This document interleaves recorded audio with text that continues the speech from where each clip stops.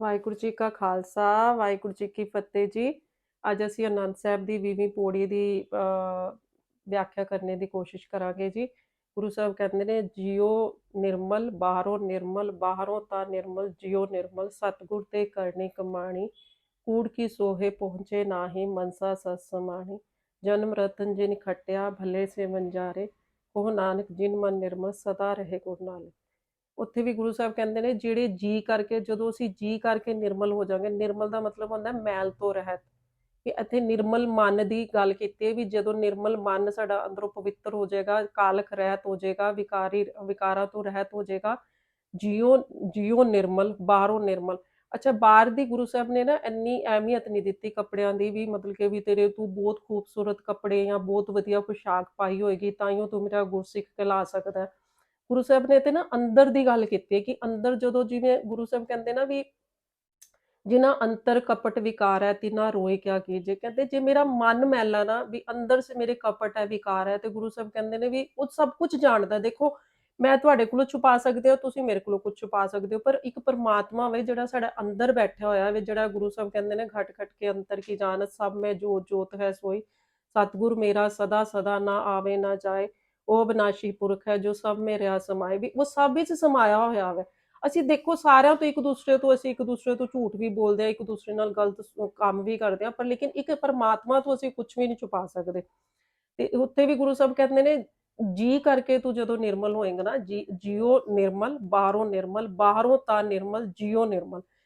ਬਾਹਰ ਦਾ ਤੇ ਤੇਰਾ ਅੰਦਰ ਦਾ ਇੱਕ ਜੈਸਾ ਸਾਡਾ ਰੂਪ ਹੋ ਜਾਏਗਾ ਨਾ, ਤੇ ਸਾਡਾ ਜੀਵਨ ਤੁਸੀਂ ਦੇਖੋ ਸੁਖਾਲਾ ਬੜਾ ਹੋ ਜਾਏਗਾ, ਸੌਖਾ ਬੜਾ ਹੋ ਜਾਏਗਾ। ਤੁਸੀਂ ਦੇਖੋ, ਜਦੋਂ ਅਸੀਂ ਇੱਕ ਝੂਠ ਬੋਲਦੇ ਆ, ਸਾਨੂੰ ਝੂਠ ਬੋਲ ਕੇ ਯਾਦ ਰੱਖਣਾ ਪੈਂਦਾ ਵੀ ਅਸੀਂ ਝੂਠ ਕੀ ਬੋਲਿਆ ਸੀ।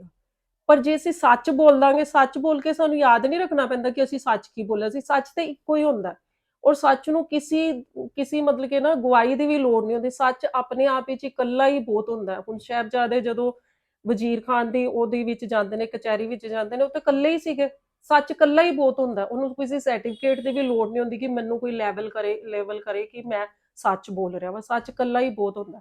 ਸੋ ਗੱਲ ਹੈ ਕਿ ਜਦੋਂ ਅਸੀਂ ਅੰਤਰਾਤਮੇ ਅੰਦਰੋਂ ਜਦੋਂ ਸ਼ੁੱਧ ਹੋ ਜਾਵਾਂਗੇ ਨਾ, ਕਿ ਸ਼ੁੱਧਤਾ ਦੀ ਗੱਲ ਗੁਰੂ ਸਾਹਿਬ ਨੇ ਕੀਤੀ ਹੈ, ਵਿਕਾਰਾ ਰਹਿਤ ਮਨ ਦੀ ਗੱਲ ਕੀਤੀ ਹੈ ਕਿ ਜਦੋਂ ਅਸੀਂ ਜੀ ਕਰਕੇ ਨਿਰਮਲ ਹੋ ਜਾਵਾਂਗੇ ਤੇ ਅਸੀਂ ਬਾਹਰੋਂ ਵੀ ਨਿਰਮਲ ਹੋ ਜਾਵਾਂਗੇ। ਤੇ ਸਤਿਗੁਰ ਕੀ ਕਰਨੀ ਕਮਾਣੀ, ਸਤਿਗੁਰ ਦਾ ਦੱਸਿਆ ਹੋਇਆ ਰਸਤਾ, ਸਤਿਗੁਰ ਦਾ ਸੱਚਾ ਗਿਆਨ ਜਿਸ ਦਿਨ ਸਾਡੇ ਹਿਰਦੇ ਰੂਪੀ ਘਰ ਵਿੱਚ ਵਸ ਜਾਏਗਾ, ਜਦੋਂ ਅਸੀਂ ਵਿਕਾਰਾ ਰਹਿਤ ਮੈਲ ਰਹਿਤ ਹੋ ਜਾਵਾਂਗੇ, ਨਿਰਮਲ ਮੈਲ ਰਹਿਤ ਹੋ ਜਾਵਾਂਗੇ, ਤੇ ਅਸੀਂ ਗੁਰੂ ਪਰਮਾਤਮਾ ਨਾਲ ਇਕਮਿਕ ਹੋ ਜਾਵਾਂਗੇ। ਇਕਮਿਕ ਦਾ ਮਤਲਬ ਇਹ ਹੁੰਦਾ ਕਿ ਹੁਣ ਤੁਸੀਂ ਦੇਖੋ, ਸਾਗਰ ਹੁੰਦਾ, ਸਾਗਰ ਸਮੁੰਦਰ ਹੁੰਦਾ, ਤੇ ਉਹਦੀ ਲਹਿਰਾਂ ਉੱਠ ਰਹੀਆਂ ਹੁੰਦੀਆਂ ਨੇ।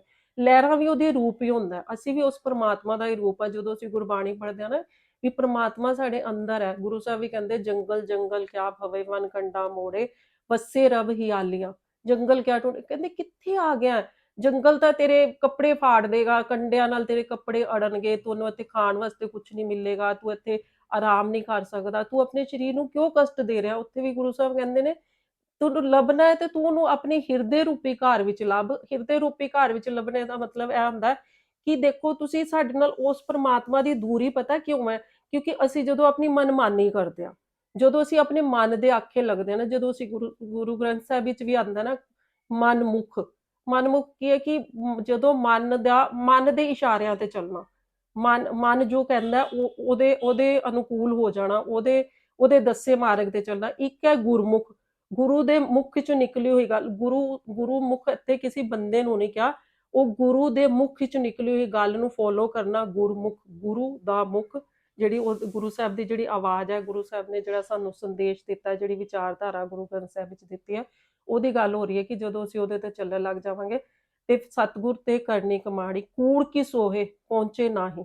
ਕਹਿੰਦੇ ਕੂੜ ਕੀ ਹੈ? ਗਲਤ ਵਿਚਾਰ, ਗਲਤ ਸੋਚ, ਉਹ ਕੂੜ ਹੈ।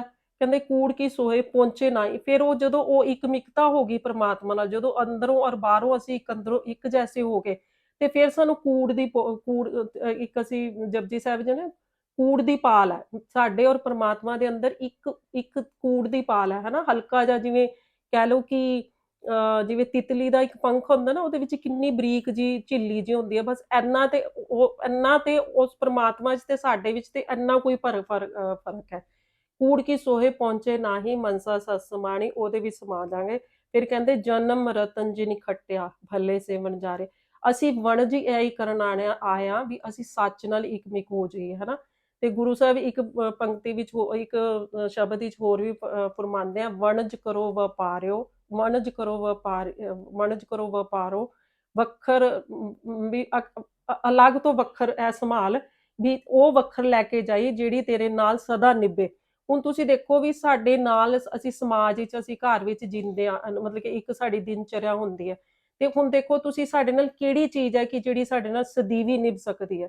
ਇੱਕ ਸ਼ਬਦ ਅਸੀਂ ਪੜ੍ਹਦੇ ਹਾਂ, ਜਹ ਮਾਤ ਪਿਤਾ ਸੁਤ ਮੀਤ ਨ ਭਾਈ, ਮਨ ਉਹਾ ਨਾਮ ਤੇਰੇ ਸੰਗ ਸਹਾਈ।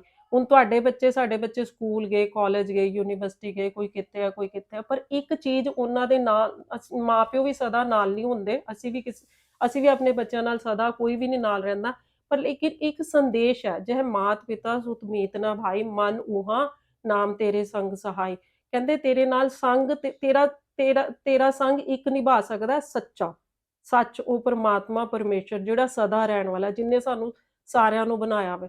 ਉੱਥੇ ਵੀ ਗੁਰੂ ਸਾਹਿਬ ਕਹਿੰਦੇ ਨੇ ਵੀ ਇਹ ਵਣਜਕਾਰ ਸੱਚ ਦਾ ਵਣਜ ਕਰਨਾ ਸੀਗਾ, ਸੱਚ ਸੱਚ ਦਾ ਵਣਜ ਕਰਨਾ ਸੀਗਾ। ਤੈਸੀ ਵਸਤ ਵਸਾਈਏ ਤੈਸੀ ਜੈਸੀ ਨਿਭੇ ਨਾਲ, ਕਹਿੰਦੇ ਉਹ ਵਸਤ ਦਾ ਵਿਹਾਜਨ ਕਰਨਾ ਸੀਗਾ ਜਿਹੜੀ ਤੇਰੇ ਨਾਲ ਸਦਾ ਨਿਭੇ, ਹਨਾ। ਹੁਣ ਤੁਸੀਂ ਦੇਖੋ ਦੁਨਿਆਵੀ ਚੀਜ਼ ਤੇ ਸਾਡੇ ਨਾਲ ਕੋਈ ਵੀ ਨਹੀਂ, ਜਦੋਂ ਸਾਨੂੰ ਵਿਕਾਰ ਸਤਾਉਂਦੇ ਨੇ, ਸਾਡੇ ਘਰ ਭਾਵੇਂ ਜਿੰਨਾ ਮਰਜ਼ੀ ਵੱਡਾ ਟੀਵੀ, ਫ੍ਰਿਜ, ਸੋਹਣੀ ਕੋਠੀ ਬਣੀ ਹੋਵੇ, ਪਰ ਲੇਕਿਨ ਸਾਡਾ ਬਿਹੇਵੀਅਰ ਅਗਰ ਕਿਸੇ ਨਾਲ ਸਹੀ ਨਹੀਂ ਹੈ, ਜਾਂ ਘਰਦਿਆਂ ਦੇ ਪ੍ਰਤੀ ਸਾਡਾ ਬਿਹੇਵੀਅਰ ਸਹੀ ਨਹੀਂ ਹੈ, ਫਿਰ ਉਸ ਚੀਜ਼ਾਂ ਸਾਡੀ ਜ਼ਿੰਦਗੀ ਵਿੱਚ ਇੰਨੀਆਂ ਮੈਟਰ ਨਹੀਂ ਕਰਦੀਆਂ ਕਿ ਵਰਡ ਮਟੀਰੀਅਲ ਦੀ ਚੀਜ਼ਾਂ ਜਾਂ ਹੈ ਨਾ, ਵੀ ਉਹ ਚੀਜ਼ਾਂ ਨਹੀਂ। ਕਿਹੜੀ ਚੀਜ਼ ਸਾਡੇ ਜ਼ਿੰਦਗੀ 'ਚ ਮੈਟਰ ਕਰਦੀ ਹੈ? ਚੰਗੇ ਗੁਣ। ਜਦੋਂ ਅਸੀਂ ਕ੍ਰੋਧ ਆਇਆ ਤੇ ਉਹਨੂੰ ਸਾਂਭ ਲਿਆ, ਇਹ ਕਿਹਦੇ ਨਾਲ? ਗੁਰੂ ਸਾਹਿਬ ਦੇ ਉਪਦੇਸ਼ ਨਾਲ। ਜਦੋਂ ਕਾਮ ਆਇਆ ਤੇ ਅਸੀਂ ਉਹਨੂੰ ਅਸੀਂ ਇੱਕ ਲੈਵਲ ਤੇ ਲਿਆਏ ਕਿ ਕਿਹਦੇ ਨਾਲ? ਗੁਰੂ ਦੇ ਸੰਦੇਸ਼ ਨਾਲ, ਕਿ ਕਾਮ ਕ੍ਰੋਧ ਕਾਇਆ ਕੋ ਗਾਲੇ, ਹਨਾ। ਸੋ ਗੱਲ ਹੈ ਕਿ ਅਸੀਂ ਜਦੋਂ ਗੁਰਬਾਣੀ ਨੂੰ ਧਿਆਨ ਨਾਲ ਪੜਾਂਗੇ, ਉਹਨੂੰ ਵਿਚਾਰਨੇ ਦੀ ਕੋਸ਼ਿਸ਼ ਕਰਾਂਗੇ। ਵਿਚਾਰ ਬਹੁਤ ਬਹੁਤ ਬਹੁਤ ਜ਼ਰੂਰੀ ਹੈ। ਅਨੇਕਾਂ ਹੀ ਫਰਮਾਨ ਹੈ ਗੁਰੂ ਸਾਹਿਬ ਦੇ।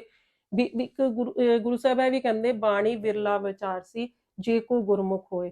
ਜਿਹੜਾ ਕੋਈ ਵਿਰਲਾ ਵਿਚਾਰ, ਵਿਰਲੇ ਅਸੀਂ ਸਾਰੇ ਹੀ ਆ, ਪਰ ਵਿਰਲਾ ਉਹਨੂੰ ਟਾਈਮ ਦੇਗਾ। ਦੇਖੋ ਅਸੀਂ ਦੁਨਿਆਵੀ ਕੰਮ ਕਰਨੇ ਵਾਸਤੇ ਅਸੀਂ 8 ਘੰਟੇ ਸ਼ੌਪ ਤੇ ਵੀ ਬੈਠਦੇ ਹਾਂ, ਅਸੀਂ ਹਾਊਸ ਵਾਈਫ ਆ, 12-12 ਘੰਟੇ ਸਾਡੀ ਡਿਊਟੀਜ਼ ਹੁੰਦੀਆਂ, ਸਵੇਰ ਤੋਂ ਲੈ ਕੇ ਰਾਤ ਤੱਕ ਕੰਮ ਕਰਨਾ, ਸਵੇਰੇ ਅਰਲੀ ਮਾਰਨਿੰਗ 'ਚ ਉੱਠ ਜਾਣਾ ਸਾਰੇ।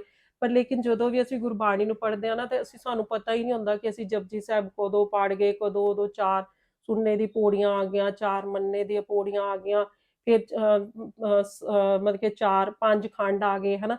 ਸਾਨੂੰ ਪਤਾ ਹੀ ਨਹੀਂ ਹੁੰਦਾ ਵੀ ਗੁਰੂ ਸਾਹਿਬ ਸਾਨੂੰ, ਔਰ ਉਹ ਸਾਰੀ ਗੁਰਬਾਣੀ ਜਿਹੜੀ ਹੈ ਨਾ, ਉਹ ਸਾਨੂੰ ਸਮਝਾਉਣੇ ਵਾਸਤੇ ਹੈ। ਗੁਰੂ ਸਾਹਿਬ ਨੂੰ ਸੁਣਾਉਣੇ ਵਾਸਤੇ ਤੇ ਅਸੀਂ ਕੁਛ ਵੀ ਨਹੀਂ ਪੜ੍ਹਦੇ, ਨਾ ਅਸੀਂ ਗੁਰੂ ਸਾਹਿਬ ਨੂੰ ਸੁਣਾ ਸਕਦੇ ਹਾਂ, ਕਿਉਂਕਿ ਉਹਨਾਂ ਦੀ ਤੇ ਲਿਖੀ ਹੋਈ ਤੇ ਸਾਡੇ ਵਾਸਤੇ ਲਿਖ ਕੇ ਗਿਆ, ਉਹ ਤੇ ਸਾਡੇ ਜੀਵਨ ਨੂੰ ਸੋਹਣਾ ਤੇ ਸੁਚੱਜਾ ਬਣਾਉਣੇ ਵਾਸਤੇ ਗਿਆ। ਤੇ ਸੋ ਗੱਲ ਹੈ ਕਿ ਉੱਥੇ ਵੀ ਗੁਰੂ ਸਾਹਿਬ ਕਹਿੰਦੇ ਨੇ, ਸਤਿਗੁਰ ਤੇ ਕਰਨੀ ਕਮਾਣੀ, ਕੂੜ ਕੀ ਸੋਹੇ ਪਹੁੰਚੇ ਨਾਹੀ, ਮਨਸਾ ਸਤ ਸਮਾਣੀ, ਜਨਮ ਰਤਨ ਜਿਨ ਖਟਿਆ ਭਲੇ ਸੇ ਵੰਜਾਰੇ, ਇਹ ਨਾਨਕ ਜਿਨ ਮਨ ਨਿਰਮਲ।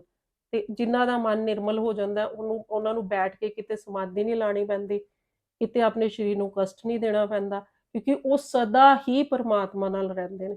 ਫਿਰ ਉਹਨਾਂ ਨੂੰ ਸੱਚੀ ਮੰਨੋ, ਜਦੋਂ ਤੁਹਾਨੂੰ ਪੰਕਤੀਆਂ ਯਾਦ ਹੋ ਜਾਣਗੇ, ਜਦੋਂ ਤੁਹਾਨੂੰ ਪੂਰੇ ਸ਼ਬਦ ਯਾਦ ਹੋ ਜਾਣਗੇ ਨਾ, ਤੁਸੀਂ ਆਪਣੀ ਸਵੇਰ ਤੋਂ ਲੈ ਕੇ ਰਾਤ ਤੱਕ ਦੀ ਰੂਟੀਨ ਵਿੱਚ ਉਹੀਓ ਸ਼ਬਦ, ਤੁਹਾਡੀ ਗੁਰਬਾਣੀ, ਚਾਹੇ ਤੁਹਾਡੇ ਘਰ ਕਿਸੇ ਵੀ ਇੰਸਟਰੂਮੈਂਟ ਤੇ ਆ ਰਹੀ ਹੈ, ਨਾਲ ਤੁਸੀਂ ਬੋਲ ਰਹੇ ਹੋ, ਉਹ ਤੁਹਾਡੇ ਅੰਦਰ ਇੰਨੀ ਕੁ ਵਸ ਜੇਗੀ ਨਾ, ਉਹਦੇ ਅਨੁਸਾਰ ਹੀ ਜਦੋਂ ਅਸੀਂ ਜੀਵਨ ਜੀਣਾ ਸ਼ੁਰੂ ਕਰ ਦਾਂਗੇ ਨਾ, ਸਾਨੂੰ ਕਿਤੇ ਬੈਠ ਕੇ ਵੀ ਬਾਣੀ ਪੜ੍ਹਨੇ ਦੀ ਲੋੜ ਨਹੀਂ ਪਏਗੀ, ਕਿਉਂਕਿ ਸਾਡਾ ਜੀਵਨ ਹੀ ਗੁਰਬਾਣੀ, ਗੁਰੂ ਸਾਹਿਬ ਕਹਿੰਦੇ ਨੇ ਗੁਰਬਾਣੀ ਬਣੀਏ। ਗੁਰਬਾਣੀ ਇਕੱਲੇ ਪੜ੍ਹਨੇ ਤੱਕ ਨਹੀਂ ਗੁਰੂ ਸਾਹਿਬ ਨੇ ਸੀਮਤ ਰੱਖੀ, ਕਹਿੰਦੇ ਨੇ ਤੂੰ ਗੁਰਬਾਣੀ ਬਣਨਾ, ਤੈਨੂੰ ਮੈਂ ਰੱਬ, ਗੁਰੂ ਸਾਹਿਬ ਕਹਿੰਦੇ ਜੀ ਤੂੰ ਰੱਬ ਹੀ ਹੈ। ਕਹੋ ਕਬੀਰੇ ਰਾਮ ਕੀ ਅੰਸ਼, ਤੇਰੇ ਵਿੱਚ ਉਹ ਪ੍ਰਮਾਤਮਾ ਦੀ ਅੰਸ਼ ਹੈ, ਤੇਰੇ ਵਿੱਚ ਉਹ ਪ੍ਰਮਾਤਮਾ ਦੀ ਜੋਤ ਹੈ, ਤੇਰੇ ਵਿੱਚ ਉਹ ਵਿਨਾਸ਼ੀ ਪੁਰਖ ਹੈ, ਤੇਰੇ ਵਿੱਚ ਉਹ ਇੱਕ ਹੈ ਜਿਹੜਾ ਅਸੀਂ ਸਵੇਰੇ ਜਪਜੀ ਸਾਹਿਬ ਵਿੱਚ ਪੜ੍ਹਦੇ, ਇੱਕ ਹੈ ਜਿਹੜਾ ਸੱਚ ਹੈ, ਜਿਹੜਾ ਕਰਤਾ ਪੁਰਖ ਹੈ, ਜਿਹੜਾ ਸਾਰੀ ਸ੍ਰਿਸ਼ਟੀ ਨੂੰ ਬਣਾਉਣ ਵਾਲਾ, ਤੇਰੇ ਅੰਦਰ ਹੀ ਤੈਨੂੰ ਸਾਜ ਕੇ ਆਪੀ ਨੇ ਆਪ ਸਾਜਿਓ, ਆਪੀ ਨੇ ਰਚਿਓ ਨਾ ਹੋ, ਜਿਹੜਾ ਆਪਣੇ ਆਪ ਹੀ ਉਹਨੇ ਸਾਰੀ ਸ੍ਰਿਸ਼ਟੀ ਸਾਜੀ, ਔਰ ਆਪ ਹੀ ਸਾਰੀ ਸ੍ਰਿਸ਼ਟੀ ਵਿੱਚ ਆਪ ਹੀ ਬੈਠਾ ਹੋਇਆ, ਕਰਤਾ ਪੁਰਖ ਹੈ। ਫਿਰ ਉਹ ਫੀਅਰਲੈਸ ਹੈ, ਹੇਟਲੈਸ ਹੈ, ਉਹ ਸਾਰਾ ਕੁਝ ਸਾਡੇ ਅੰਦਰ ਹੀ ਹੈ। ਗੁਰੂ ਸਾਹਿਬ ਕਹਿੰਦੇ ਤੂੰ ਮੇਰਾ ਹੀ ਰੂਪ ਹੈ। ਸੋ ਗੱਲ ਹੈ ਕਿ ਮਤਲਬ ਕਿ ਜਦੋਂ ਅਸੀਂ ਵਿਚਾਰ ਕਰਨ ਲੱਗ ਜਾਂਗੇ ਨਾ ਸ਼ਬਦ ਦੀ, ਤੇ ਸਾਨੂੰ ਗੁਰੂ ਸਾਹਿਬ ਦੇ ਬੇਅੰਤ ਇੰਨੇ ਗੁਣ ਸਾਨੂੰ ਸਮਝ ਆਉਣਗੇ, ਔਰ ਸਾਡੀ ਜ਼ਿੰਦਗੀ ਬਹੁਤ ਹੀ ਸੋਹਣੀ ਤੇ ਸੁਚੱਜੀ। ਮੈਂ ਤੇ ਚਾਹੁੰਦੀ ਹਾਂ ਕਿ ਹਰ ਘਰ ਵਿੱਚ ਅਸੀਂ ਗੁਰਬਾਣੀ ਬੈਠ ਕੇ ਪੜ੍ਹੀਏ, ਆਪਣੇ ਬੱਚਿਆਂ ਨੂੰ ਇਹੀਓ ਸਾਡਾ ਗਹਿਣਾ ਵਾ। ਦੇਖੋ ਨਾ ਅਸੀਂ ਰਹਿਣਾ ਨਾ ਤੁਸੀਂ ਰਹਿਣਾ, ਪਰ ਇੱਕ ਬੱਚਿਆਂ ਕੋਲੋਂ ਜਿਹੜੀ ਚੀਜ਼ਾਂ ਸਾਡੇ ਕੋਲੋਂ ਹੈਗਾ ਕੀ ਹੈ, ਗੁਰੂ ਸਾਹਿਬ ਦੀ ਅਨਮੋਲ ਖਜ਼ਾਨਾ ਗੁਰਬਾਣੀ।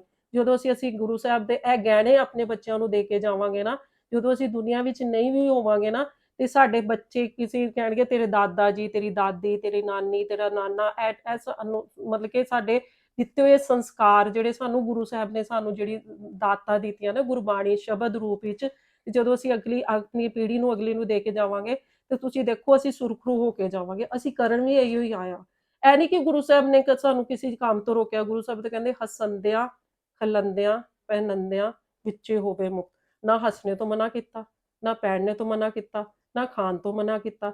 ਹਾਂ, ਪਰ ਇੱਕ ਸਹਿਜ ਹਰ ਚੀਜ਼ ਵਿੱਚ ਗੁਰੂ ਸਾਹਿਬ ਨੇ ਸਾਨੂੰ ਸਹਿਜ ਸਰੂਪ ਜ਼ਰੂਰ ਸਿਖਾਇਆ ਵਾ, ਵੀ ਜਿਤ ਖਾਦੇ ਤਨ ਪੀੜੀਏ ਮਨ ਮੇ ਚਲੇ ਵਿਕਾਰ, ਵੀ ਖਾਣਾ ਐਸਾ ਨਾ ਖਾਈ ਜਿਹਦੇ ਨਾਲ ਤੇਰਾ ਮਨ ਵਿਕਾਰੀ ਹੋ ਜੇ। ਅੱਛਾ, ਐਸਾ ਪਹਿਨਣਾ ਵੀ ਨਾ ਪਹਿਨੀ ਵੀ ਜਿਹੜਾ ਦੂਸਰੇ ਦੇ ਮਨ ਵਿੱਚ ਕੋਈ ਵਿਕਾਰ ਆਵੇ। ਸੋ ਗੱਲ ਹੈ ਕਿ ਇੱਕ ਸਹਿਜ ਵਾਲਾ ਜੀਵਨ ਤੇ ਸੋਹਣਾ ਤੇ ਸੁਚੱਜਾ ਸਾਨੂੰ ਗੁਰੂ ਸਾਹਿਬ ਨੇ ਦਿੱਤਾ।